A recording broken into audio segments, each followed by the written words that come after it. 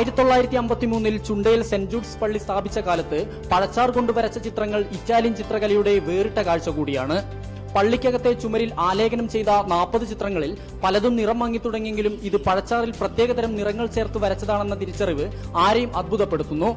ഇറ്റലിക്കാരനായ ആഞ്ചലോസ് ബിന്യാമിൻ പഴച്ചാറിൽ വരച്ച ചിത്രങ്ങൾ ഇവിടെ എത്തുന്ന തീർത്ഥാടകരിൽ വിസ്മയം തീർക്കുന്നു. ഇത്തരം ചിത്രങ്ങൾ ഇന്ത്യയിൽ തന്നെ അപൂർവമാണെന്നാണ് വിലയിരുത്തപ്പെടുന്നത്. തിരുവത്താഴമാണ് ഇതിലെ ഏറെ ആകർഷകമായത്.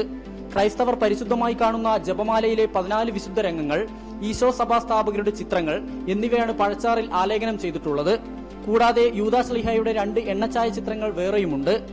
കാലപ്പഴക്കം കാരണം ചിത്രങ്ങൾക്ക് മങ്ങലുണ്ടായെങ്കിലും പതിറ്റാണ്ടുകളായി പള്ളി അധികൃതരുടെ സംരക്ഷണമാണിതിന്റെ മാറ്റുകൂട്ടുന്നത്.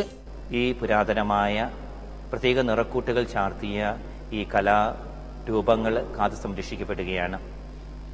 6 പതിറ്റാണ്ട് കാലങ്ങളായിട്ട് ഇന്നും വലിയ കേടുപാടുകളൊന്നും കൂടാതെ ഈ ഒരു ചിത്രങ്ങൾ വളരെ അമൂല്യമായിട്ട് ഈ ദേവാലയത്തിൽ സംരക്ഷിക്കപ്പെട്ട് കാത്തുപാലിച്ചു വരുന്നുണ്ട്. ഇത്തരം ചിത്രങ്ങളുടെ സംരക്ഷണ ചുമതലയുള്ള ഇന്ത്യ പ്രതിനിധി അരവിന്ദ് കുമാർ പള്ളിയിലെത്തി ചിത്രങ്ങൾ പരിശോധിച്ചിരുന്നു. അരവിന്ദ് കുമാർ തയ്യാറാക്കിയ റിപ്പോർട്ട് വയനാട് ജില്ലാ കലക്ടർ ഉൾപ്പെടെയുള്ളവർക്ക് നൽകി ചിത്രത്തിന്റെ പ്രാധാന്യം പള്ളി അധികൃതർ ബോധ്യപ്പെടുത്തിയിരുന്നു. യേശുദേവന്റെ തിരുപ്പിറവിയും കുരിശിലേറ്റപ്പെട്ടതും ഉയർത്തെഴുന്നേൽക്കപ്പെട്ടതും ഉൾപ്പെടെയുള്ള ചിത്രങ്ങൾ പഴച്ചാറിൽ വരച്ച് അത്ഭുതമൊരുക്കുകയാണ് ഈ കൊച്ചു ദേവാലയം.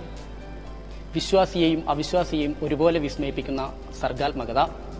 ക്യാമറാമാൻ വി സുശാന്തിനൊപ്പം S Vinesh Kumar, Wayanad, India vision.